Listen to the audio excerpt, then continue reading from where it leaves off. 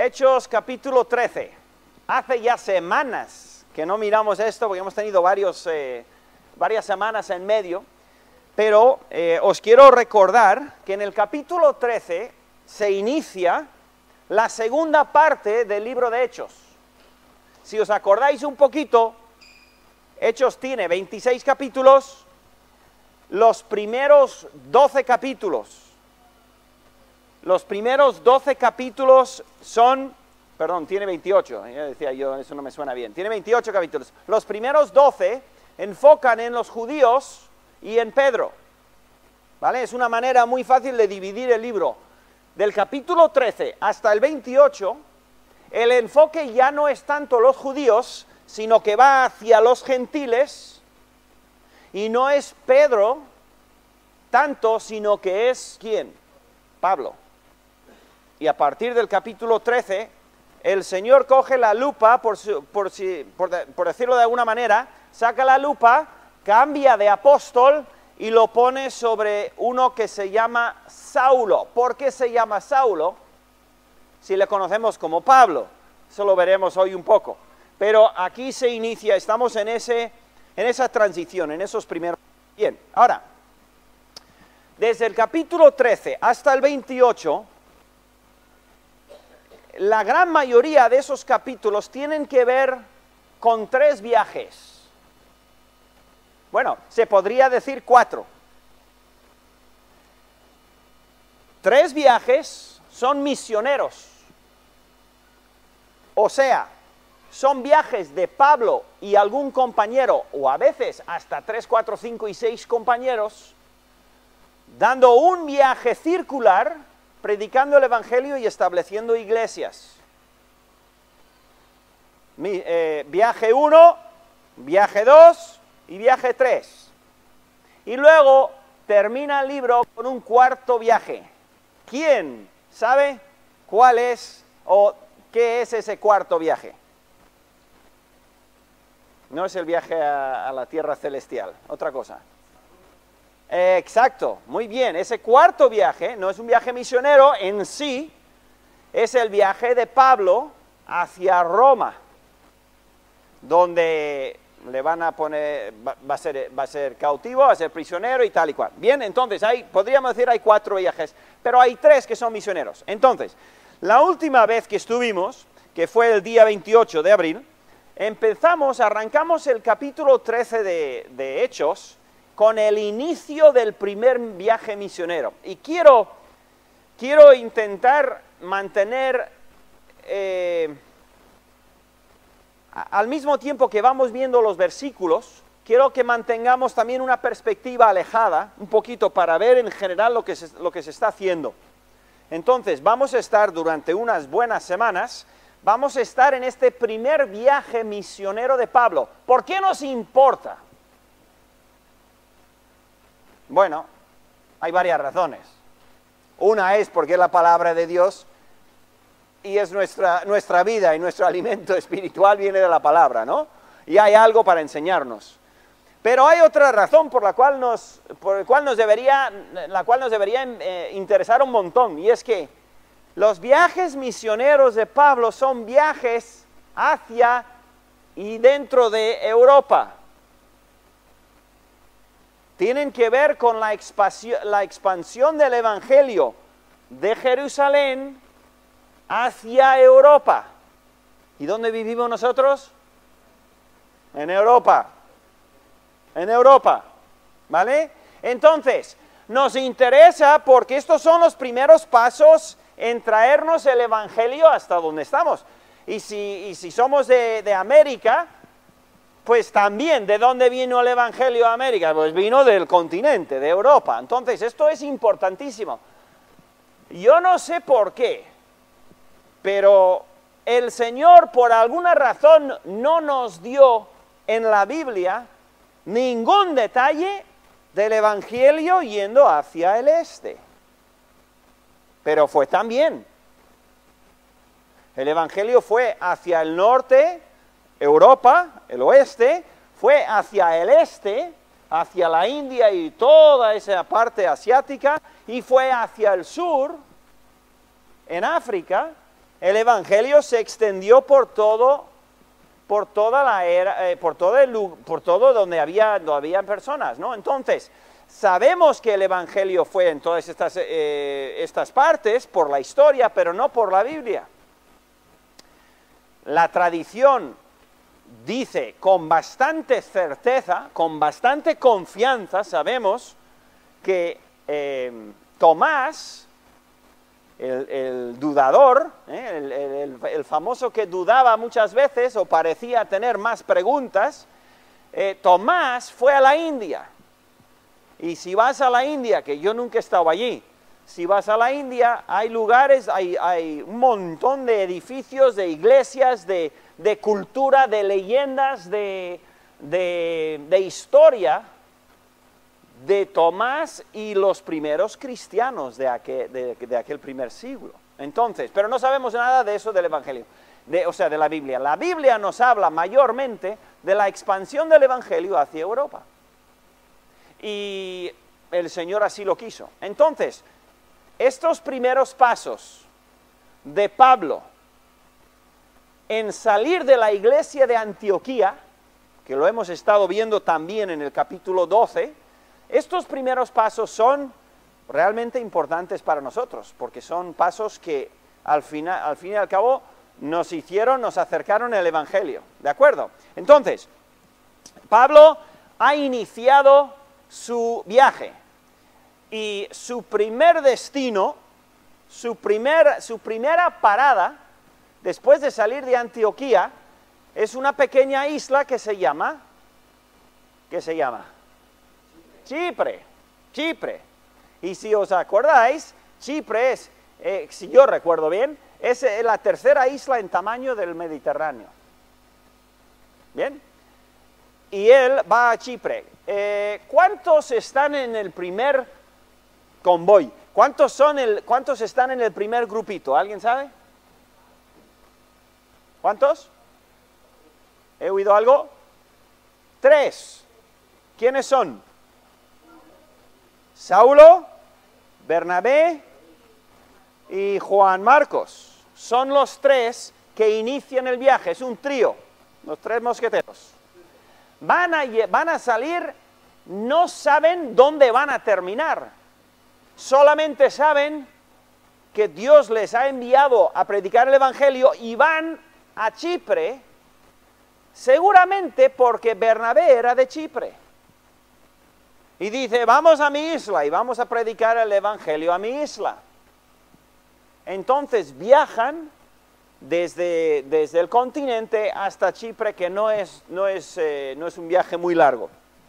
Entonces, lo que vamos a ver hoy, y vamos a arrancar en el versículo 6, ¿vale? En Hechos capítulo 3, versículo 6, vamos a ver que nada más empezar su primer viaje misionero, ¿con qué se encuentran? Y según el título, con obstáculos, con impedimentos, con algo o alguien que va a intentar frenar el avance del Evangelio. Entonces, aquí tenemos el mapa que vamos a estar viendo varias veces a lo largo de la serie, porque vamos a hacer un recorrido con Pablo por ese primer viaje misionero. Y entonces Antioquía está allí, de Antioquía baja a ¿cómo se llama? Seleucia, bueno, está bien escrito ahí, que es en la costa. Seleucia ahí estaba el puerto de Antioquía, porque parece ser que el mar se había retirado de donde antes estaba, se había retirado el mar, se había alejado el puerto de la ciudad de Antioquía. Antes parece que el agua llevaba, eso es muy común en otros sitios también, y si vas hoy al día, si vas a las ruinas de Éfeso, por ejemplo, en Asia Menor, en Turquía, vas a las ruinas de Éfeso, la ciudad antigua, las ruinas, tenían evidencia de puerto, y el Mediterráneo está a kilómetros, porque se ha retirado por temas del agua y del río y tal. el caso es que de Seleucia, entonces cogieron barco y fueron hasta Chipre, llegando a esa ciudad que se llama Salamina, que Salamina hoy en día no existe, hay ruinas, pero hay otros pueblos modernos en su lugar. Entonces, vamos al versículo 6 y vamos a empezar a leer ya la palabra de Dios. Hechos 3, 6. Bien, y habiendo atravesado toda la isla hasta Pafos, hallaron a cierto mago, falso profeta, judío, llamado Bar Jesús. Vale, vamos a tomarlo por partes. Pafos es una ciudad todavía existe. Puedes ir a verlo, os voy a enseñar algunas fotos, se puede ir a ver, puedes incluso, hay hoteles, hay turismo, bastante turismo. Es una ciudad moderna, pero ha retenido el mismo nombre, según lo que yo veo en el mapa, se ve todavía. Entonces, en el mapa de Chipre, lo que vemos, aparecieron aquí esta Salamina, ¿no se ve? Pero hoy en día se ve Larnaca o como se diga, es la ciudad moderna que está al otro lado de la bahía de Salamina, donde ellos llegaron. Entonces, ¿dónde dice el versículo que fueron? Dice, atravesando toda la isla, y es que ¿dónde está Pafos? Eso está allí. Entonces tuvieron que atravesar toda la isla para llegar. Se ve que lo hicieron por tierra, pienso yo, porque no dice nada de la costa, da a entender de que fueron por tierra. Entonces, tengo algunas fotos, pero esto miré y habían, no sé si lo apunté, los kilómetros, sí, 140 kilómetros. Desde aquí hasta allí, 140 kilómetros. Claro, hoy en día eso se hace hora y media. Pero en aquel día, ¿cómo lo harían? ¿Cuántos días tardarían? Calculo 5 días. 5 días dándole, ¿vale? Porque si caminas 25 kilómetros al día, ya son bastantes kilómetros para caminar. Si caminas 25 en un día, son 5 días. Entonces, son más o menos es un viaje de una semana, y suponiendo que no lo hicieron de una tirada. Entonces, dice que atravesaron toda la isla hasta Pafos. Pafos. Y hallaron a cierto mago, falso profeta. A ver, y vamos a seguir, terminar el versículo, que estaba con el procónsul Sergio Paulo. ¿Qué os parece el nombre Paulo? Curioso, ¿verdad? El procónsul Sergio Paulo, varón prudente. Ahora, varias cosas sabemos de esto inmediatamente. Primero, Sergio Paulo es un romano. Su nombre es romano, y un procónsul es un romano, es un dirigente, es un gobernador romano. Veremos un poquito más de eso después. Este era especial, varón prudente. O sea, Sergio Paulo, cuando llegan a Pafos, llamando a Bernabé y a Saulo, deseaba oír la palabra de Dios. Así que cuando llegan a esa ciudad de Pafos, se encuentran con dos personas. Con una persona gentil, un romano, que es gobernador, que dice la Biblia es prudente. ¿Qué quiere decir prudente?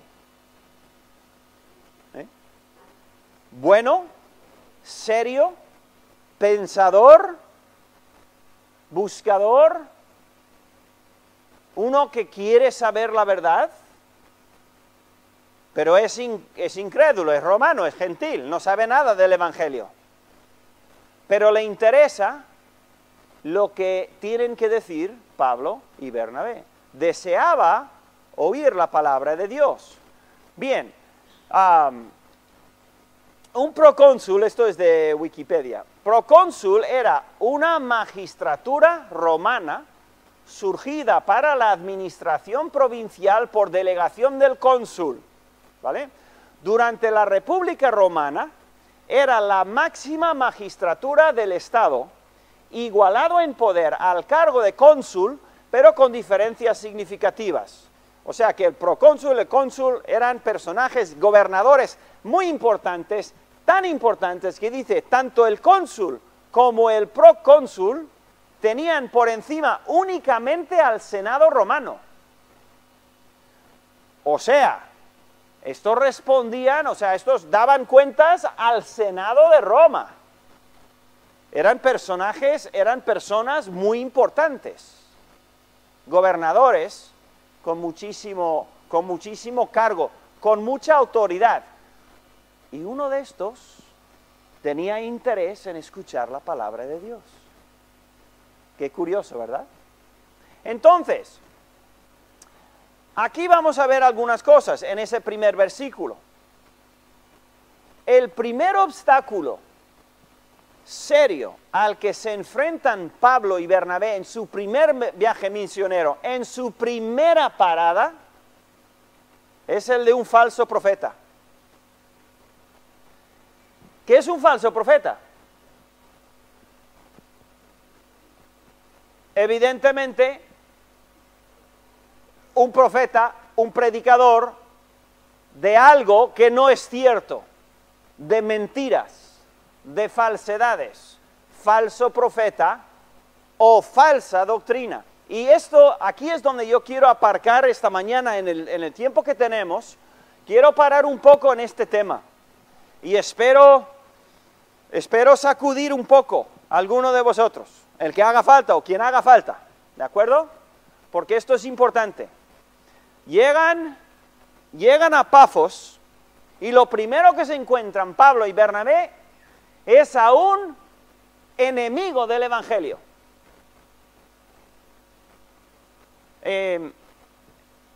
Mira lo que dice el siguiente versículo, bueno, no puse bien esto, luego volvemos aquí. Pero les resistía Elimas, el mago. No, es el mismo, dos nombres. Bar Jesús era su nombre judío, lo que vimos en el versículo anterior, su nombre o lo que se le llamaba allí era Elimas, ¿bien? Es un mago. ¿Qué es un mago? Hoy en día un mago es uno que hace trucos, ¿no? Pero anteriormente un mago era alguien que sí hacía trucos, pero poco a poco el término se fue modificando, se fue adaptando a una persona de magia, de ocultismo, de cosas raras, de todo tipo de costumbres y enseñanzas místicas y raras, ¿eh? Y poco a poco cogió ese nombre, pero en principio no tenía necesariamente mal sentido. Así se traduce su nombre, Elimas, era Bar Jesús, su nombre judío. Elimas era el nombre que se le daba ahí en Chipre, ¿bien? Procurando apartar de la fe al procónsul. ¿Por qué? ¿Por qué se mete? El procónsul quiere escuchar a Pablo, quiere escuchar a Bernabé, quiere escuchar del Evangelio, y este se mete en medio. Entonces, luego vamos a ver un poquito más de él. Pero aquí vemos lo que siempre pasa, y escuchar muy bien, siempre que nos ponemos a obedecer a Dios, siempre que nos proponemos vivir para el Señor y predicar su Evangelio y hablar de Dios a los demás, siempre van a surgir falsos profetas que son enemigos del Evangelio. Es lo primero que le sale a Pablo. Ahora, lo siento que no tuve mal, vamos a ver estas fotos un poquito más adelante. El primer obstáculo serio es de este falso profeta que se llamaba Bar Jesús o Elimas, que trae falsa doctrina. A ver, ¿hay falsos profetas hoy en día?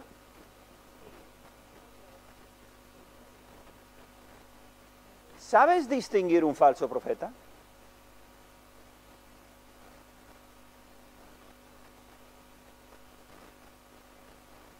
Qué importante es saber lo que uno cree y por qué lo cree. Qué importante es saber lo que uno cree y por qué.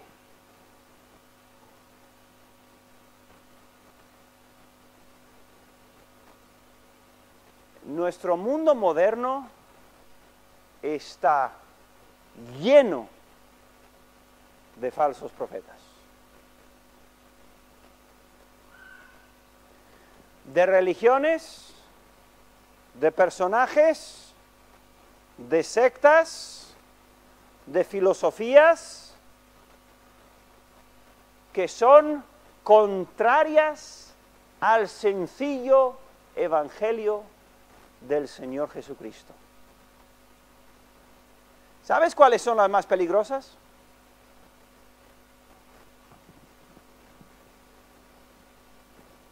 Las más peligrosas son las que más se parecen al Evangelio. La ilustración de siempre. Si a Vini le ofrezco 2 vasos de agua, uno, parece que lo he cogido de un charco de ahí afuera. El otro, limpísima, el agua está clarísima, puedes ver todo por medio, está limpia. ¿Cuál cogería a beber? Normalmente. Es limpio. Pero tiene una gotita de cianuro. Ay, amigo, haberme dicho antes, ¿no? Pero ¿cuál cogeríamos todos? Si no sabemos, nos vienen 2 vasos, ¿cuál cogemos? El que más se parece a la verdad.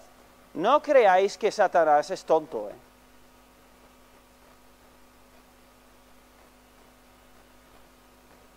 Y no creamos que es tan fácil distinguir a un falso profeta. A veces es muy abierto y a veces no. El Señor dijo, cuidado de los lobos vestidos de oveja. Este vino a lo abierto. Pero hay muchos bajo el título de evangélico. Hay muchos que son falsos profetas. Su evangelio es otro. Y es una gota en un vaso de agua. Y si no sabes lo que crees y por qué, lo vas a beber, te lo vas a tragar y no te vas a dar ni cuenta hasta que quizás es demasiado tarde de que te han engañado. Qué importante es poder reconocer la falsa doctrina. Y por eso quiero animaros, hermanos, especialmente, aprovecharos de las oportunidades que se os dan para aprender la sana doctrina. Porque no ha habido en toda la historia una generación con más acceso a buen material bíblico de estudio. Pero tampoco en toda la historia ha habido, de igual manera, un menú, un buffet variado de falsas doctrinas que en el día de hoy. ¿Cómo se distingue? Eso no se puede contestar en un minuto, ni loco. Pero para empezar os doy una sugerencia, o un par de sugerencias, para poder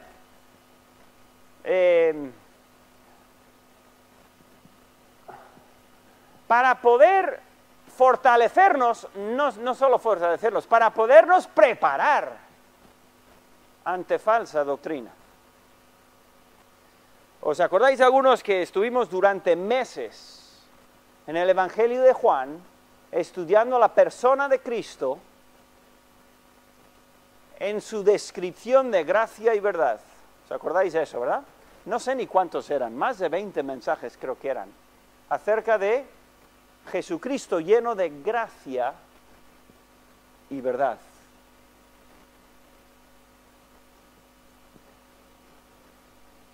Ante toda persona que empieza a predicarte algo, mídele con la persona de Cristo, su gracia y su verdad, su doctrina, la doctrina de Cristo y la gracia de Cristo, las dos cosas. Siempre que tengas la más remota oportunidad de escuchar de otros, incluso de aquí del púlpito, siempre mide contra lo que tú sabes de Cristo. ¿Cómo vas a saber de Cristo? ¿Cómo vas a saber de Cristo si no lees el libro de Cristo? Siempre, todos los días, todo lo que puedas, leyendo acerca del Señor y lo que Él dijo. Si vas al mundo, madre mía, lo que se dice por ahí de Cristo.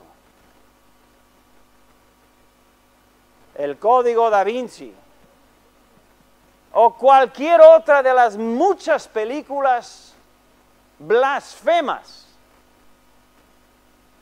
que son mentira absoluta, categórica, acerca de Cristo.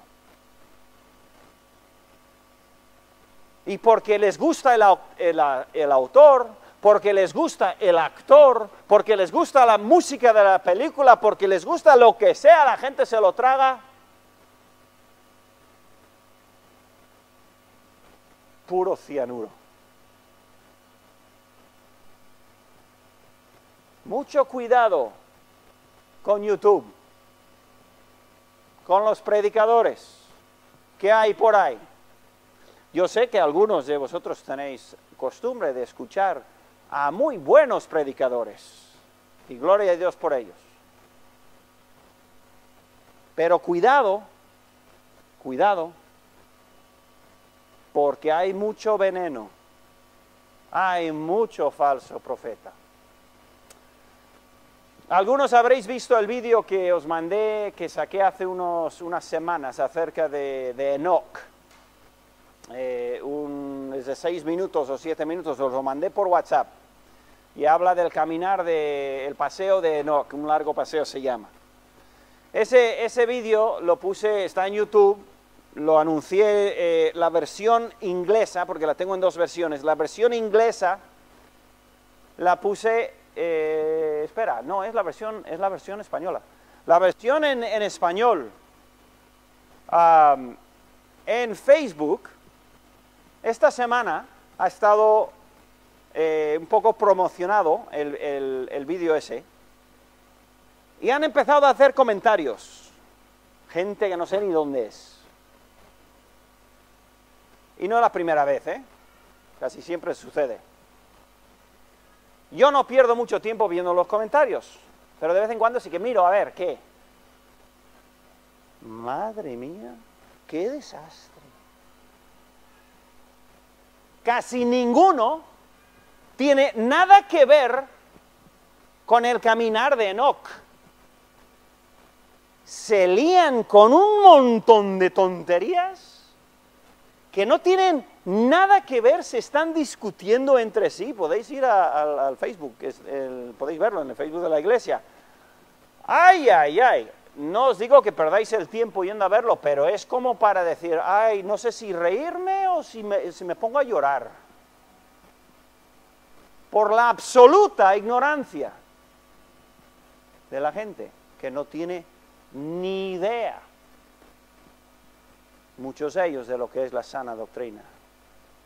Espero que aquellos que estamos aquí en nuestra iglesia escuchando hora tras hora tras hora de enseñanza de la Biblia, directamente de la Biblia, con la Biblia abierta, y abiertos a que alguien me diga, pastor o hermano, no entiendo esto, o lo que has dicho me confunde, o yo qué sé, abiertos a poder discutir y a poder hablar de temas. Espero no, sé que si has estado viniendo y escuchando semana, mes, año tras año, tengas una cada vez mejor idea de lo que es la sana doctrina, para poder identificar la falsa doctrina. Es tan importante, importantísimo. Lo primero que se encuentra Pablo, Bernabé y Juan Marcos es un falso profeta que impide la obra del Evangelio. Todos los libros que tenemos en la biblioteca, en la librería, todos esos libros tienen buena doctrina. Yo no pongo ahí un libro que no tiene buena doctrina. ¿Y por qué están ahí los libros? Porque es una extensión de nosotros que enseñamos y predicamos. Son libros buenos sobre temas importantes, donde puedes aprender a defender. Si alguien te pregunta sobre la Biblia, ¿sabes dar una respuesta? Si alguien te pregunta sobre Dios y la Trinidad, ¿sabes dar alguna respuesta?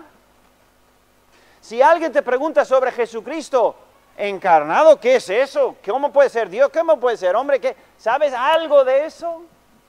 Estas son doctrinas básicas. Si te preguntan del Espíritu Santo, de ese sí, ¿verdad? Algunos sí, más que quizás algún otro. ¿Por qué? Porque pasamos ¿cuántas semanas? No sé, 6, 7, 8, no me acuerdo, viendo al Espíritu Santo. Pero es que hay muchas doctrinas. Deberíamos desear aprender de ellas. Y la mejor manera es leyendo tu Biblia tú mismo y acudiendo a la iglesia para poder escuchar y prestar atención. Si te preguntan sobre la iglesia, ¿qué es la iglesia? Yo la iglesia la conozco como un edificio. ¿Qué es la iglesia? Pues mira, llevamos 84, 85 mensajes de la iglesia. Algo deberíamos saber. Pero estamos escuchando, estamos procesándolo. Que si te preguntas sobre el matrimonio, bueno, menudo tema hoy en día. ¿Sabes algo del matrimonio cristiano? ¿De lo que dice Dios? Que por cierto, lo inventó Él. Te preguntan sobre los ángeles. ¿Sabes algo? ¿Y del cielo? ¿Del infierno? O sea, son temas importantísimos. Si no sabemos, si no estamos aprendiendo la doctrina, ¿cómo vamos a saber cuando alguien nos trae falsa doctrina? Qué importante, hermanos, es darle importancia a lo que tiene importancia en nuestras vidas. Estas doctrinas quizás tienen más importancia de que trabajes una hora más, o de que pases tiempo haciendo cualquier otra cosa. Estamos hablando de temas importantes para nuestras vidas, para no ser engañados. Terminamos, pues ya es la 1. Tendré que seguir el domingo que viene porque no da tiempo a terminar. Pero vamos a ver unas fotos.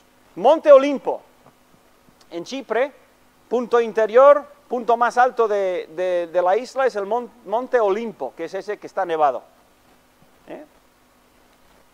Desde ese monte, esto es lo que se ve en una de las direcciones, viendo a Chipre. Luego, volviendo, ya llegando a la costa donde está Pafos, costa mediterránea, eso parecen olivos, ¿no? Yo creo.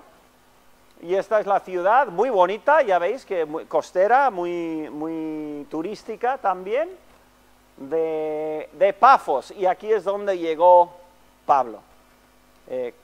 Mira, otra foto también, muy bonito. Pero esta es la ciudad donde ellos fueron casi al principio. Y aquí es donde les salió Elimas. Vamos a terminarlo aquí, sin ir más, porque yo creo que todavía quiero darle un poco más sobre falsos profetas, pero vamos a terminar viendo lo que hizo Saulo.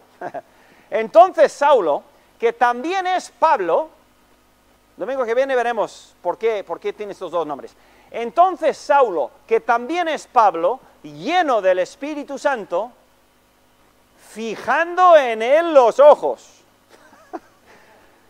Oye, yo solo digo que si me encuentro con Pablo y fija en mí sus ojos, espero que sea para bien. Porque vais a ver lo que le pasa a este Elimas cuando fija Pablo sus ojos en él. Ay, mamma mía. Entonces, es una frase curiosa, fijando en él los ojos. Miré en el capítulo 4, y Pedro hizo lo mismo con el cojo que estaba en la puerta, creo que 4 o 3. Fijando en él, y era para bien. El cojo salió de ahí cantando y saltando, cuando Pedro fijó en él sus ojos. Pero este Elimas le va a venir algo encima que no se espera. Vamos a dejarlo ahí porque ya es tarde. Y seguimos el domingo que viene, si Dios quiere, ¿vale? Bien, vamos a orar. Gracias, Señor.